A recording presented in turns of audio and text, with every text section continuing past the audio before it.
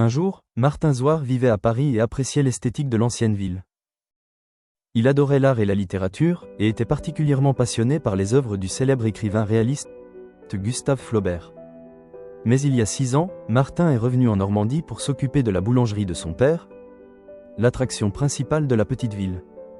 Un jour, cependant, une nouvelle fournée de pâtisserie brûla, ce qui surprit et contraria sa femme, Valérie. Martin expliqua qu'il était très inquiet pour son voisin, Charlie, et qu'il craignait qu'il ne se fasse du mal.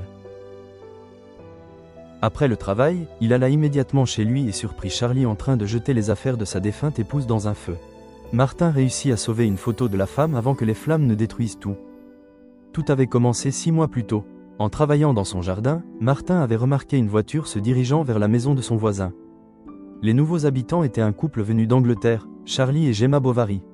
En entendant ce nom, le boulanger observa la jeune femme avec intérêt. Elle ressemblait exactement à l'héroïne du célèbre roman du même nom. Le lendemain, un couple de clients entra dans la boulangerie de Martin. Gemma choisit du pain avec admiration, respirant son arôme, tandis que Martin ne pouvait détacher ses yeux d'elle. Plus tard, en promenant son chien, il la rencontra de nouveau et comprit qu'elle avait réveillé en lui des sentiments depuis longtemps oubliés. Un soir, Charles frappa à la porte de la boulangerie. L'électricité de sa maison était coupée et il venait demander de l'aide. Martin accepta volontiers l'invitation à boire du vin. La conversation se fit surtout entre Valérie, la femme de Martin, et Charles, tandis que le boulanger observait Gemma. Dans son esprit, il se souvenait de passages du roman où Madame Bovary souffrait de l'ennui de sa vie domestique. C'était exactement l'impression que donnait la jeune femme. Cependant, la tranquillité fut interrompue par un oiseau qui passa sous les pieds de Gemma. Elle poussa un cri et parla aussitôt de la nécessité d'acheter du poison, ce qui étonna Martin. Il expliqua qu'il y avait souvent des accidents avec ce genre de produit. Depuis ce jour, Martin resta obsédé par sa voisine. Il l'observait de sa fenêtre ou l'attendait impatiemment à la boulangerie. Un jour, il l'invita même dans sa cuisine pour lui apprendre à pétrir le pain. Martin la regardait avec amour, admirant chaque détail de son corps. Lors d'une de ses visites, Gemma rencontra un couple marié qui l'invita, avec son mari, à dîner et leur proposa du travail. Gemma était décoratrice d'intérieur et Charlie restaurait des antiquités. Lors du dîner, l'hôtesse conduisit Gemma dans la salle de sport qu'elle voulait repeindre et fit des remarques désobligeantes sur sa santé et son corps, laissant entendre qu'elle devait perdre du poids. Cela blessa profondément la jeune femme. Quelques jours plus tard, Martin la croisa au parc et la complimenta sur sa silhouette. Gênée, elle se hâta de rentrer chez elle. Mais à ce moment-là, un oiseau se glissa sous sa veste et elle le blessa accidentellement. Paniquée, elle demanda de l'aide. Martin retira la veste et captura l'animal. Pour la rassurer, il lui promit de se débarrasser du poison, ce qu'elle accepta avec soulagement. En entendant ces cris, un jeune Français nommé Hervé, qui habitait non loin, accourut. Alors que Martin expliquait la situation, Gemma s'évanouit. Les hommes la conduisirent à l'hôpital, où elle fut soignée. Le lendemain, le couple anglais rendit visite aux Bovary.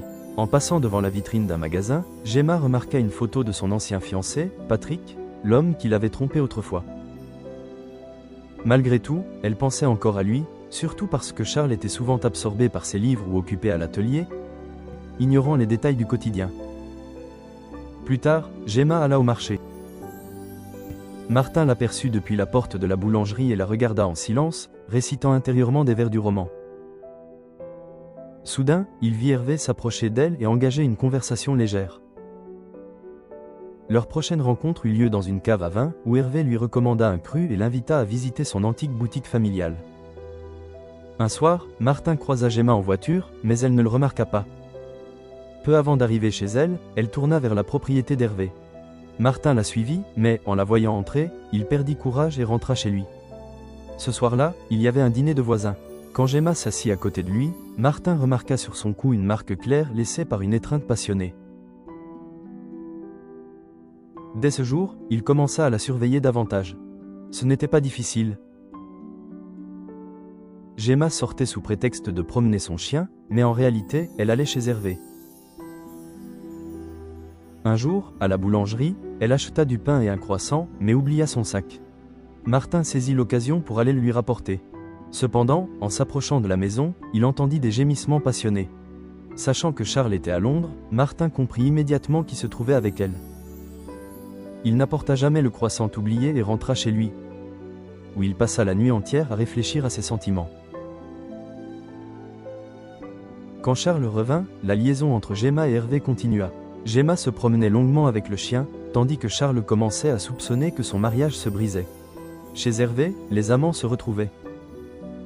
Un jour, au cours d'une étreinte, Gemma cassa accidentellement une statuette de porcelaine, très précieuse pour la mère d'Hervé. Pour le calmer, elle promit de la faire réparer et d'en parler à son mari, sans révéler le propriétaire. Pendant ce temps, Martin ne cessait de chercher un moyen de les séparer. Finalement, il décida de mettre fin à cette liaison, par tous les moyens nécessaires. Le lendemain, Gemma reçut une lettre. Elle croyait qu'elle venait d'Hervé, lui annonçant que leur relation était terminée. Bouleversée, elle ne put cacher sa tristesse à son mari. Elle se rendit alors chez Hervé pour obtenir des explications, mais fut accueillie par sa mère, furieuse. Non seulement son fils refusait de poursuivre ses études, mais en plus la statuette avait disparu. Gemma quitta la maison, confuse. Peu après, elle reçut un message d'Hervé lui annonçant qu'il devait retourner à Paris et ne pourrait pas l'accompagner à Londres. Chez elle, Gemma voulut parler à son mari, mais Charles avait déjà compris la vérité. Incapable de supporter la trahison, il fit ses valises et quitta la maison.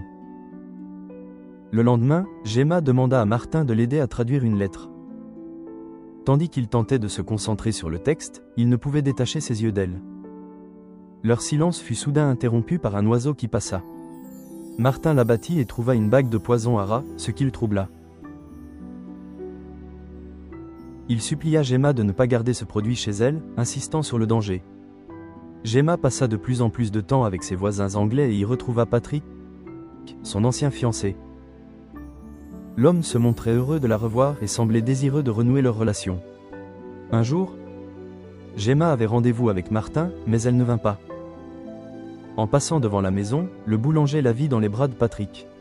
Plus tard, au restaurant avec son mari, Gemma avoua que c'était une faiblesse et qu'elle le regrettait profondément. De retour chez elle, Gemma commença à préparer ses affaires. Elle décida de vendre la maison et de repartir à Londres pour retrouver Charles et sauver son mariage. Elle trouva la statuette réparée et laissa à son mari un tendre message vocal. Peu après, elle croisa Martin. Elle s'excusa de ne pas avoir honoré leur rendez-vous et l'invita à partager un dernier verre. Durant la conversation, il avoua être l'auteur de la fausse lettre censée provenir d'Hervé.